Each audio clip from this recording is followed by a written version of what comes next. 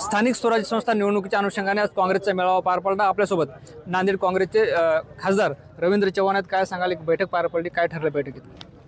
आज आमचे नांदेडचे जिल्हाध्यक्ष माननीय राजेश भाऊ पवडे साहेब यांचा वाढदिवस होता। त्याचबरोबर काँग्रेस संवाद कार्यकर्ता मेळावाही या ठिकाणी आयोजित करण्यात आले होता। त्यांना मार्गदर्शन करण्यासाठी कार्यकर्त्यांना काँग्रेसचे ज्येष्ठ नेते माननीय माजी मंत्री शिवाजीराव मोघे साहेब यांचं मार्गदर्शन झालं। त्याचबरोबर राजीव गांधी पंचायत राजचे आमचे संजयजी ठाकरे साहेब यांचंही मार्गदर्शन झालं आणि सर्व काँग्रेस कार्यकर्त्यांनी याच्यामध्ये आज शपथ घेतली की येणाऱ्या काळामध्ये नांदेड जिल्ह्यामध्ये जे काही स्थानिक स्वराज्य संस्था होतील, महापालिका असेल, नगरपालिका असतील का जिल्हा परिषद असेल, त्यामध्ये काँग्रेस पक्षाचं वर्चस्व, काँग्रेस पक्षाचा झेंडा सर्व स्थानिक स्वराज्य संस्थेवर या ठिकाणी फडकवण्याचा निर्णय आणि निर्धार आजच्या या मेळाव्यामध्ये सर्व कार्यकर्त्यांनी केला आहे।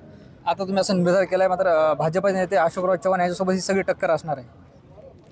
नाही, भाजपा सोबत आणि अशोकराव चव्हाण साहेबांसोबत टक्कर असणार आहे म्हणण्यापेक्षा आपण बघू शकता मागच्या काळातही त्या पार्टीमध्ये जाऊन सुद्धा सत्ताधारी पार्टी असताना सुद्धा काँग्रेसला लोकसभेमध्ये आणि त्याचबरोबर पोटनिवडणुकीमध्ये काँग्रेस कार्यकर्त्यांनी विजय मिळवून दिला आणि आजही त्याच धर्तीवर काँग्रेस कार्यकर्त्यांमध्ये प्रचंड उत्साह आहे आणि येणाऱ्या काळात प्रचंड प्रमाणात काँग्रेसमध्ये सुद्धा इन्कमिंग या ठिकाणी चालू होणार आहे।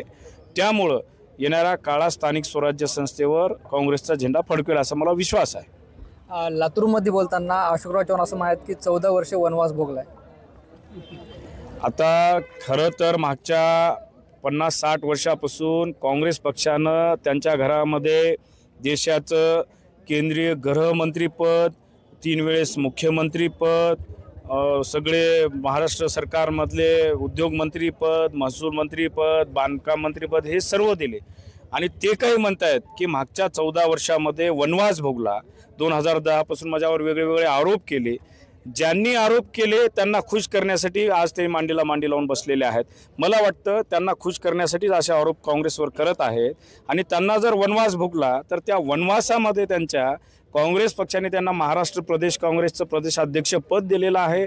त्यांच्या पत्नीला भोकरमधून काँग्रेसची उमेदवारी देऊन तिथून आमदार म्हणून निवडून आणलेला आहे आणि त्याचबरोबर 2019मध्ये बांधकाम मंत्रीपदसुद्धा त्यांना देण्यात आलेलं आहे। एवढ्या वनवासामध्ये जर काँग्रेसनं त्यांना पद दिली असती तर अशा प्रकारे फक्त आपल्या ज्या पक्षात ते गेलेले आहेत भाजपमध्ये त्या पक्षाच्या वरिष्ठ नेत्यांना खुश करण्यासाठी असे वक्तव्य करणं हे त्यांच्यासाठी हास्यास्पद आहे असं मला वाटतं। राज्य सरकारने मराठा अनुषंगाने जे ते हैदराबाद गॅझेट लागू केल्यानंतर छगन भुजबळ जे ते उघड विरोध करताना पाहायला मिळतात।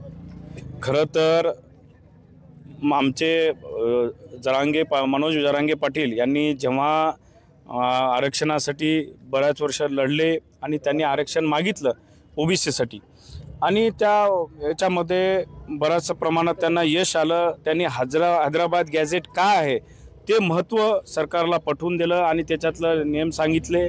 त्या हैदराबाद गॅझेटच्या अनुषंगाने राज्य सरकारने GR या ठिकाणी काढलेला आहे आणि त्या ठिकाणी स्पष्ट सांगितलेलं आहे की आम्ही कोणाचाही आरक्षणाला धक्का न लावता हे आरक्षण या ठिकाणी देत आहोत, एवढं स्पष्ट। आणि तेही भुजबळ त्या राज्य सरकारमध्ये एक सन्माननीय मंत्री आहेत आणि त्यांनी एक त्याच सरकारचे मुख्यमंत्री हे आदेश काढत असताना मला वाटतं की त्यांच्या सरकारमध्ये कुठं बेबनाव आहे का असं मला प्रश्न उपस्थित करायचा आहे।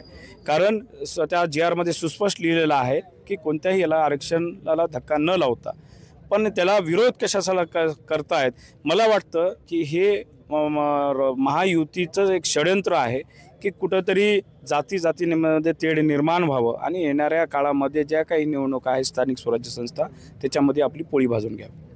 आपण जर बघितलं तर नांदेड जिल्ह्यात खरीप पेरणी जे आहे ते 6,48,533 हेक्टरवर नुकसान झाले आणि जिल्हाधिकाऱ्यांनी जे प्राथमिक अहवाल दिला आहे तो 574 कोटी रुपये दिला आहे। काय वाटतं? मला वाटतं हे अत्यंत तुटपुंजी रक्कम आमच्या नांदेड जिल्ह्यातील शेतकरी बांधवांना देण्यात आली। आम्ही मागे काँग्रेस पक्षाच्या वतीने मागणी केलेली होती की कोल्हापूरच्या धर्तीवर विशेष पॅकेज राज्य सरकारने द्यावं। खरं तर एवढी मोठी आपत्ती नांदेड जिल्ह्यावर आली असताना माननीय मुख्यमंत्री असतील, सन्माननीय मंत्री महोदय असतील, त्यांनी हवाई पाहणी करून तो जो नुकसान झालेलं आहे त्याचा आढावा घेऊन जर दिली असती मदत तर त्यांना लक्षात आलं असतं की किती प्रमाणात नुकसान झालेलं आहे. पण एखादा कोणताही मोठा मंत्री या नांदेड जिल्ह्यात न येता त्यांनी बसल्या जागी त्या ठिकाणी निर्णय घेतला आहे. हे अत्यंत लज्जास्पद आहे आणि हे इथल्या शेतकरी बांधवांना न पटण्यासारखं आहे. खरं तर हेक्टरी 8,000 रुपये ते काहीतरी देऊ करतायत, पण शेतकऱ्यांना ते न परवडणारी रक्कम आहे. म्हणून मला या ठिकाणी सांगायचं आहे की राज्य मंत्रिमंडळानं सरकारने एक विशेष बैठक नांदेडच्या आपत्तीविषयी घ्यावी आणि एक विशेष पॅकेज नांदेड जिल्ह्यातल्या सर्व शेतकरी वर्गांना द्यावं. निश्चित आपण बघतोय होते नांदेड लोकसभेचे खासदार रवींद्र चव्हाण. काल ज्या पद्धतीनं अशोकराव चव्हाण यांनी वक्तव्य केलं होतं की मी 14 वर्ष वनवास भोगला, त्यावर त्यांनी सडकून टीका केली. ज्ञानेश्वर लोंढे, TV9 मराठी, नांदेड.